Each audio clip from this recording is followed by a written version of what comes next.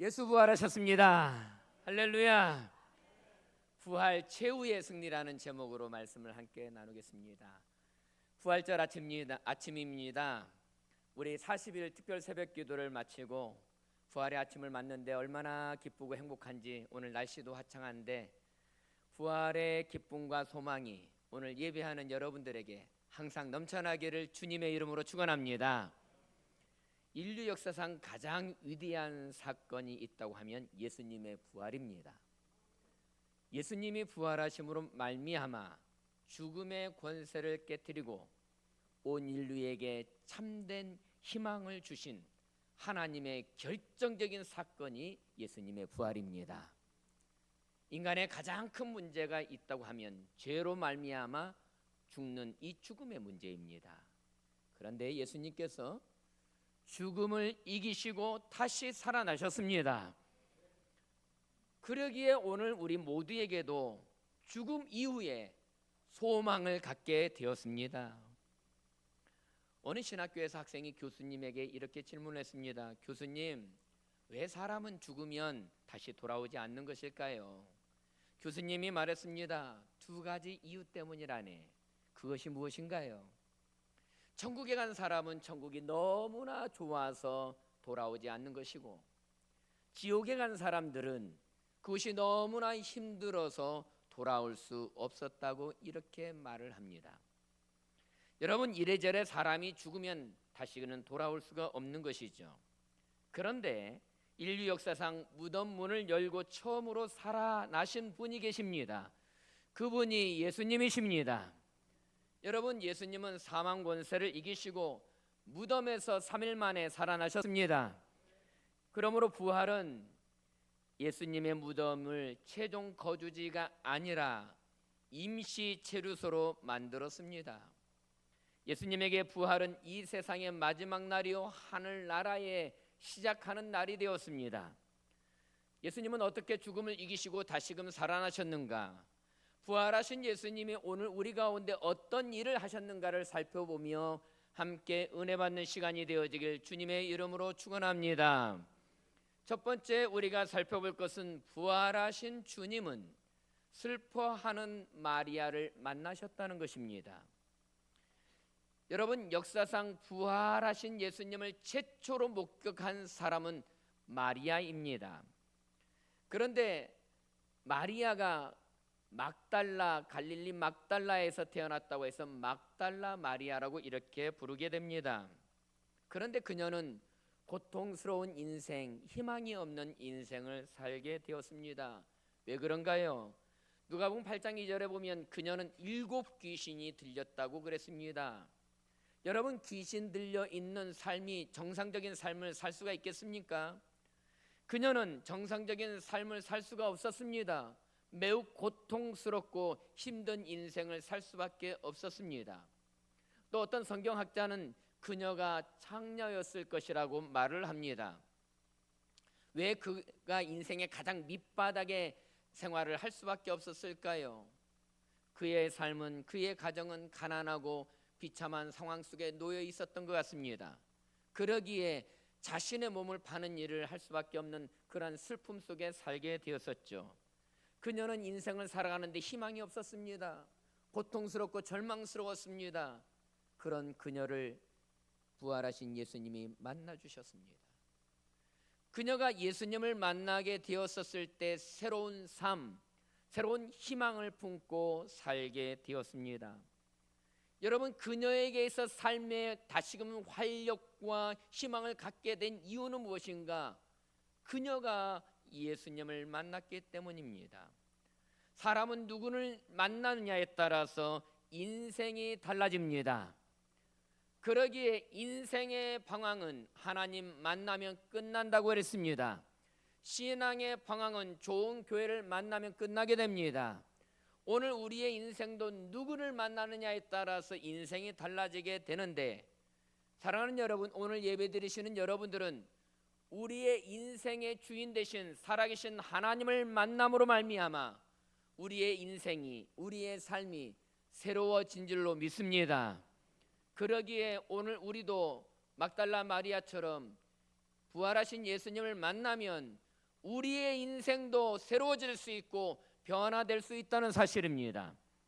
여러분, 막달라 마리아, 그녀는 예수님을 만나 몸과 마음이 회복되었습니다. 뿐만 아니라 상한 마음과 억눌린 감정도 회복되었습니다. 귀신도 그 몸에서 떠나가게 되었습니다. 그녀는 삶의 기쁨과 사명을 회복하게 되었습니다. 그런데 그녀가 예수님을 만나고 이렇게 기쁘게 주님과 함께 살아가는데 어느 날 또 한 번 그녀에게 고통과 절망이 찾아오게 되었습니다. 그토록 사랑했던 예수님이, 그토록 의지했던 예수님이 어느 순간 십자가에 못 박혀 너무나 허무하게 죽으신 것이었습니다. 예수님이 죽으셨을 때 예수님이 어떤 분이셨습니까? 자신의 인생에 희망을 주셨던 분이요, 소망을 주셨던 분이요, 자신을 이제 새롭게 살려주신 분이 예수님이신데, 예수님이 아무런 죄 없이 십자가에 달려 죽으셨을 때 너무나 주님을 사랑했던 이 마리아는 그저 하염없이 눈물을 흘릴 수밖에 없었습니다. 나는 이제 누구를 의지하며 살아가느냐 하면서 그녀는 슬픔 속에 눈물을 흘렸습니다. 그 장면을 오늘 성경에서 요한복음 20장 11절은 이렇게 표현하고 있습니다. 마리아는 무덤 밖에 서서 울고 있더니 울면서 구부려 무덤 안을 들여다보니 예수님이 그리워 무덤에 장사되어 있는 그 무덤 밖에 서서 하염없이 눈물을 흘리고 있는 이 마리아의 모습을 보십시오. 여러분, 유대인들의 무덤을 보시면 유대인들의 무덤은 돌로 파서 이렇게 무덤을 만듭니다. 석회질로 되어 있어서 그 돌이 그렇게 강하지가 않아요. 이렇게 정으로 파면 쉽게 파지게 됩니다. 거기에 시신을 넣고 화면에 있는 것처럼 큰 돌을 닫으면 무덤이 되는 것이죠. 예수님의 시신도 그 아리마대 요셉의 자신을 위해 준비했던 그 무덤에 예수님의 시신을 넣어놓게 되었습니다. 그리고 큰 돌문을 닫아놓게 되었었던 것이죠. 그리고 경비정을 그 앞에 세우게 되었습니다. 그런데 어느 날 보니까 저렇게 큰 돌문이 열려 있었습니다. 예수님의 시신이 보이지 않는 것이었습니다. 예수님의 시신이라도 있으면 좋겠는데 그 시신도 사라지자 마리아는 더 큰 고통 속에서 눈물을 흘리게 되었습니다. 사랑하는 여러분, 사랑하는 사람을 잃는 슬픔, 의지할 뿐이 사라지는 외로움, 그리고 인생에 대한 패배감이 그를 짓누르게 되었던 것이었습니다. 그런데 이 마리아의 모습을 살펴보며 마리아의 모습이 바로 우리의 모습이 아닙니까? 오늘 우리도 겉으로는 강해 보인 것처럼 보이지만, 괜찮게 보이지만 그 안에 속으로 들여다보면 눈물과 탄식이 앞을 가릴 때가 얼마나 많이 있는지 모릅니다. 여러분, 지금 미국과 이란이 전쟁으로 계속되고 있습니다. 그 전쟁으로 인하여서 사랑하는 가족을 잃고 삶의 터전을 빼앗긴 사람들은 어떻겠습니까? 여러분, 그들의 탄식과 눈물이 보입니까? 국제 정세의 불안으로 유가는 오르고 경제가 흔들릴 때 소상공인들은 매출이 끊겨서 한숨을 쉬고 있습니다. 기업가는 생존을 고민하고 있습니다. 노동자는 일자리를 잃을까 봐 두려워하고 있습니다. 가정이 흔들리고 직장을 잃은 젊은이들이 미래를 보지 못한 채 방황하고 있습니다. 이 세상은 겉으로 보면 잘 움직이고 잘 돌아가는 것처럼 보이지만 그 안을 자세히 들여다보면 그 안에 눈물이 있습니다. 탄식이 있습니다. 외로움이 있습니다. 아픔이 있습니다. 여러분, 세상에 살아가는 데 있어서 고통이 전혀 없는 사람이 누구이겠습니까? 그러기에 피조물 안에는 고통과 슬픔이 있음을 성경에서 말하고 있습니다. 로마서 8장 22절에 있는 말씀에 보시면 피조물이 다 이제까지 함께 탄식하며 함께 고통을 겪고 있는 것을 우리가 아느니라, 이렇게 말하고 있습니다. 여러분, 예수님의 피 무덤을 보면서 슬퍼하고 있는 마리아의 모습이 보이십니까? 마리아는 예수님의 시신을 잃어버리고 두렵고 외로웠습니다. 그런데 이 마리아의 모습이 바로 우리의 모습입니다. 모든 인류가 무덤 밖에서 슬피 울고 있다는 것입니다. 여러분, 이처럼 세상은 눈물로 가득하다는 것이죠. 그런데 중요한 사실이 한 가지 있습니다. 주님은 우리의 눈물을 외면하지 않으신다는 사실입니다. 성경은 분명히 말하고 있습니다. 내가 왜 여기서 울고 있느냐? 오늘 성경에 보면 천사가 부활한 주님이 마리아 곁에서 내가 여기서 왜 울고 있느냐?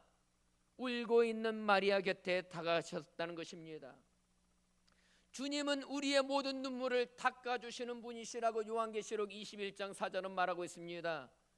사랑하는 여러분, 오늘 예배하는 여러분들의 눈물을 주님이 친히 닦아주시기를 주의 이름으로 축원합니다.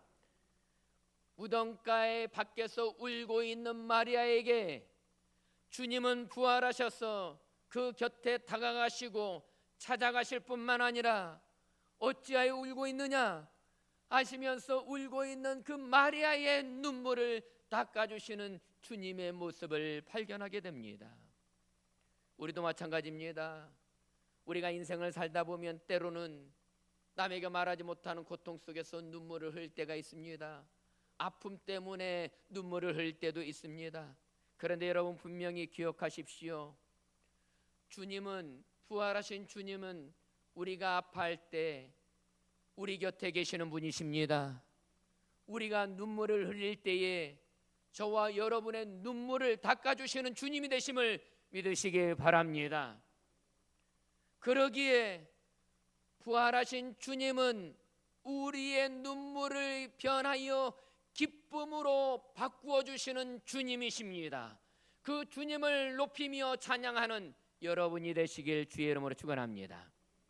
두 번째 우리가 살펴볼 것은 부활하신 주님은 마리아의 이름을 부르셨다는 것입니다.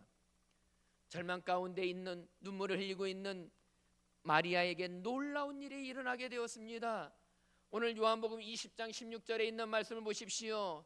예수께서 마리아야 하시거늘 마리아의 이름을 부르셨습니다. 울고 있는 마리아의 이름을 부르셨습니다. 부활하신 주님이 그의 이름을 부르셨다고 한다면 오늘 부활주일에 예배하는 저와 여러분의 이름도 불러주신다는 사실을 믿으십시오. 부활하신 예수님이 나타나서 그가 제일 먼저 하신 것은 너는 가서 모든 족속으로 가서 제자를 삼으라 이렇게 말씀하신 것이 아니었습니다. 내 양을 먹이라 이렇게 말씀하신 것이 아니라 부활하신 주님이 제일 먼저 하신 것은 마리아야 하고 그의 이름을 부르셨다는 사실입니다. 이름을 하면 저는 에피소드가 참 많아요. 저희 이름이 얼마나 좋습니까? 유방기. 그런데 제 이름을 가지고요 체육 선생님이 얼마나 많이 놀렸는지 몰라요. 저희 이름을 참 기분 좋게 유방기 하면 네 이렇게 얘기를 했을 건데 어떨 때는 친구들은 유방귀라고 했다가 어떤 체육 선생님은 앉아 있는데 우유방 이렇게 부르기도 하고. 그런데 우리 주님은 그렇게 우리를 놀림감으로 부르시는 분이 아니에요. 울고 있는 마리아를 향하여 마리아야 사랑의 마음을 담고 인자하게 그의 이름을 불러주셨다는 것입니다. 누군가 나의 이름을 불러주었을 때 고통과 슬픔과 아픔 속에 헤매이고 있는 나의 이름만을 불러주었을 때 얼마나 그 자체만 해도 위로가 되고 힘이 되는지 모릅니다. 부활의 능력은 여기 있습니다. 주님께서는 마리아 그 한 사람의 이름을 불러주셨습니다. 주님이 그를 아시고 그의 이름을 불러주셨습니다. 그렇다면 사랑하는 여러분, 부활하신 주님은 오늘 또 그를 앞에 나오는 자들을 아시고 그의 이름을 불러주시는 하나님이시라는 사실입니다. 예수님은 절망 속에 있는 베드로에게 나타나셨습니다. 베드로는 예수님의 수제자였지만 주님을 3번씩이나 부인했던 사람이었습니다. 그럼에도 불구하고 부활하신 주님께서는 갈릴리 디베다 바닷가에서 나타나셔서 요한의 아들 시몬아, 내가 나를 사랑하느냐? 3번씩이나 반복해서 그의 이름을 불러주시고 그를 다시금 일으켜주시고 회복시켜 주셨습니다. 엠마오로 힘을 잃고 고향으로 돌아가고 있는 그 2 제자를 향하여 예수님은 그의 곁에 오셔서 그들을 이름을 불러주시고 그들에게 말씀을 풀어주셨을 때에 성령 안에서 그들의 영적인 눈이 열리게 됨으로 말미암아 부활하신 주님을 그들은 만나게 되었습니다. 예수님의 부활을 의심했던 도마에게도 주님께서는 왜 의심하느냐 책망하시는 것이 아니라 의심하고 있는 도마에게 찾아가시면서 주의 손의 못자국과 옆구리의 장짝을 보여주시면서 부활하신 주님이 살아계심을 이렇게 보여주시게 되었습니다. 그리고 11 제자들에게 500여 형제들에게 아니 오늘 우리 가운데 죽음에서 살아나신 부활하신 주님이 우리 가운데 보여주시며 마리아라고 부르셨던 그 주님의 음성을, 오늘 베드로를 부르셨던 그 주님의 음성을, 저와 여러분의 이름을 불러주시는 그 주님의 음성, 부활하신 주님의 음성이 오늘 또 여러분의 귓전에 들려지기를 주님의 이름으로 축원합니다. 주님은 한 사람 한 사람 단체로 부르시는 것이 아니라 우리로 부르시는 것이 아니라 한 사람 한 사람의 이름을 불러주신다는 사실입니다. 그를 부르시고 그에게 다시금 일으켜주시고 회복시켜주시고 살려주시고 다시금 용기와 희망을 주시는 주님이시라는 것입니다. 죽은 나사로에게 그 이름을 불렀습니다. 나사로야 나오너라. 그때 나사로가 살아났습니다. 다메섹 도상에서 그가 예수님을 모른 채 주님을 핍박하는, 주님을 믿는 자를 핍박하기 위하여 그 길을 걸어갔던 사울에게 사울아 사울아 내가 어찌하여 나를 핍박하느냐, 사울의 이름을 불렀을 때 사울은 그 자리에서 부활의 주님을 만나게 되었습니다. 핍박자에서 그는 전도자로 사도로 쓰임받게 되었습니다. 사랑하는 여러분, 삭개오는 돈만 벌었지 공허한 인생을 살았습니다.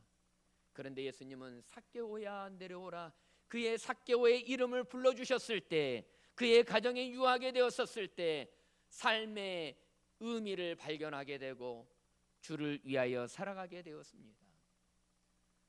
깡패 김익두 목사님, 그는 깡패 생활을 하다가 부활하신 주님께서 김익두 목사님을 만나 주셨습니다.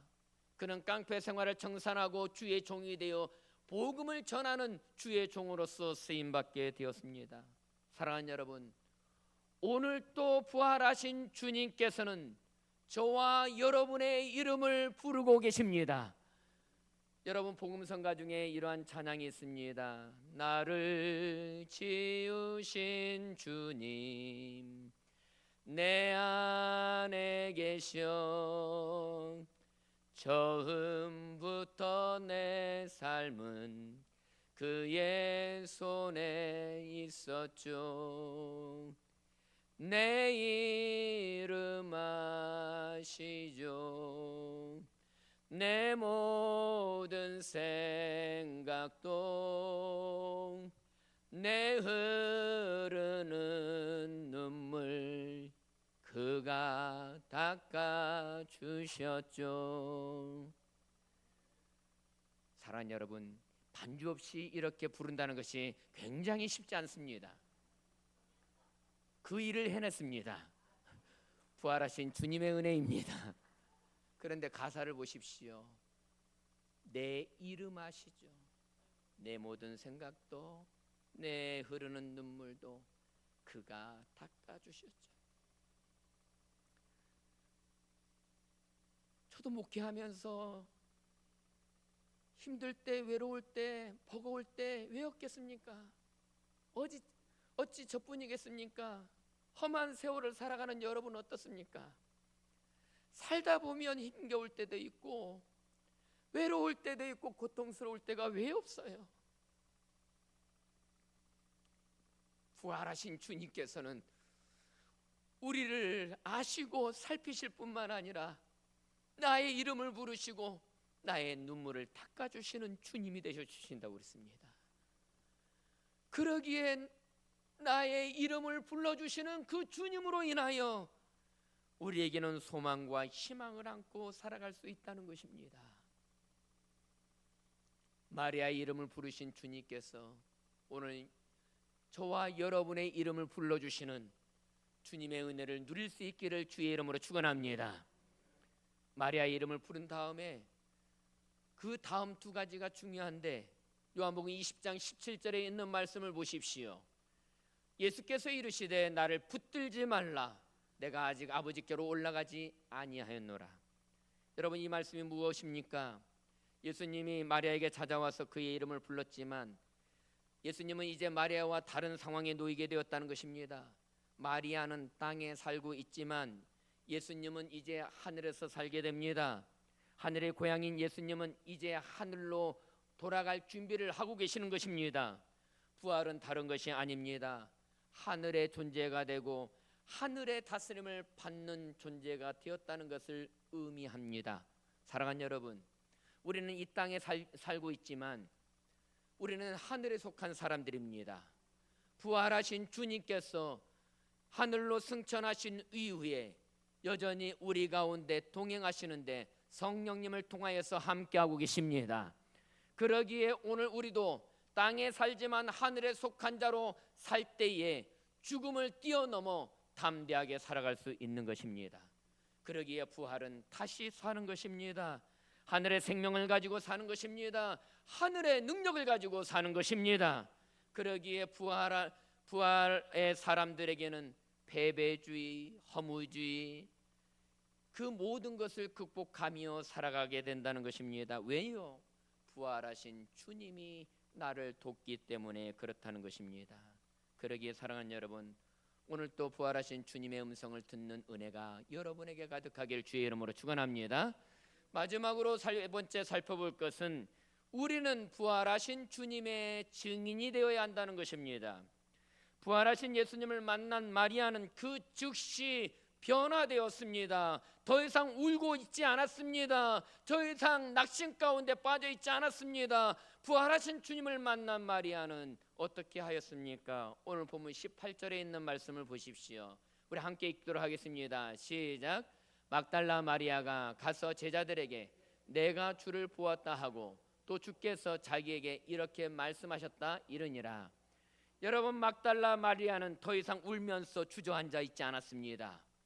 막달라 마리아는 그 즉시 일어나서 다른 제자들에게 내가 주를 보았다, 내가 주를 만났다, 주님은 살아나셨다, 이렇게 외치게 되었다는 것입니다.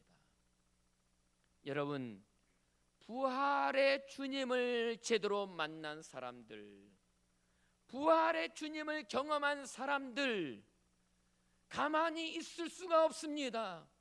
내가 만난 예수 그리스도 부활의 주님을 내 입을 열어 선포하고 증거하는 전도자로 살게 된다는 것입니다. 사랑하는 여러분, 부활의 능력을 체험하는 여러분이 되시길 바랍니다. 부활의 기쁨을 마리아처럼 여러분들이 경험할 수 있기를 주의 이름으로 축원합니다.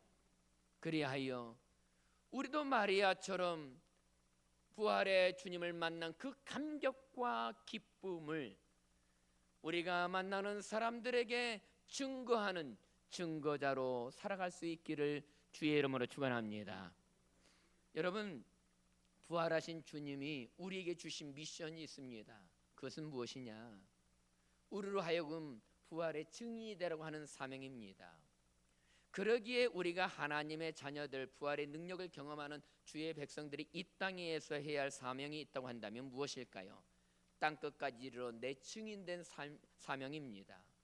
그러기에 우리는 이 땅에 살아가면서 특별히 예수님을 자랑하고 교회를 자랑하고 내가 믿는 주님을 자랑하는 저와 여러분이 되어야 할 것입니다.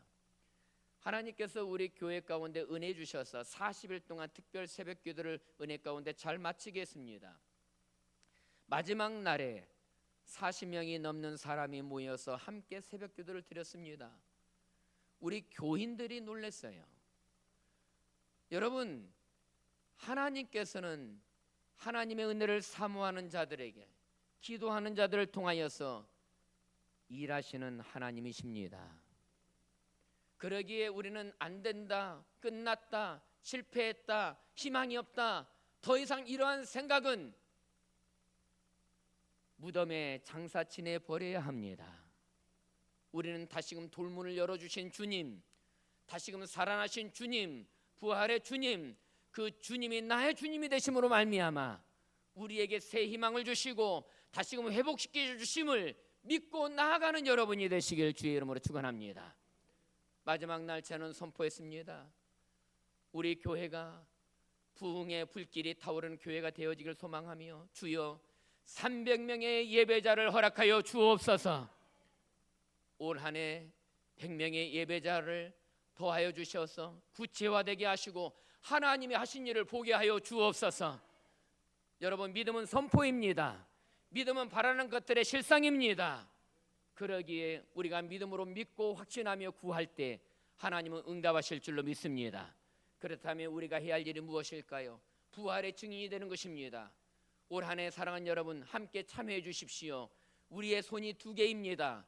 오른손 왼손 여러분 한 생명씩 우리가 부활의 증인이 되어 잃어버린 생명들, 방황하는 생명들, 하나님을 알지 못하는 생명들, 그들의 손을 잡고 주님께로 인도하는 저와 여러분이 되시길 주의 이름으로 축원합니다. 저는 희망하고 기대합니다. 여기 비어있는 예배 자리마다 하나님이 생명을 보내주시고 부활의 능력을 체험하는 성도들로 인하여서 채워주게 하실 줄로 믿습니다. 이 확신을 가지고 기도합니다. 여러분, 우리가 부활의 증인으로 살고 있습니까? 교회 안에서만 믿는 자처럼 사는 것이 아니라 세상 속에서 우리가 침묵하는 것이 아니라 내가 주를 만났습니다 외치는 여러분이 되어지길 바랍니다. 더 이상 두려움과 염려 속에서 묶여 살고 있습니까? 우리는 부활하신 주님을 만난 사람들입니다. 부활은 삶에 바꾸는 능력이 있습니다. 그래서 부활을 믿는 사람은 절망 속에서도 소망을 갖고 살게 됩니다. 어둠 속에서도 빛을 증거하는 사람들입니다. 죽음 속에서도 생명을 선포하는 사람들이라는 것입니다. 내가 만난 예수님, 내가 만난 주님을 증거하는 삶. 사랑하는 여러분, 오늘 이 시대 가운데서도 울고 있는 마리아, 그에게 찾아가셨던 부활하신 주님, 그 이름을 불러주신 주님, 부활하신 주님을 만나고 난 이후에 제자들에게 사람들이 가서 내가 주를 만났다고 외치는 마리아. 오늘 마리아가 오늘 저와 여러분이 되어서 우리가 슬픔 속에서도 나를 위로하시는 주님을 만나고 기도하는 가운데 예배하는 가운데 나의 음성을, 나의 이름을 불러주시는 그 주님을 만나고 또 부활의 감격 속에서 주님을 증거함으로 여러분 속에 나타나시는 부활의 능력이 삶 속에 가득하여 부활의 기쁨과 소망을 가지고 승리하며 살아가는 우리 모든 갈릴리 교회 성도들이 되어지길 주님의 이름으로 축원합니다.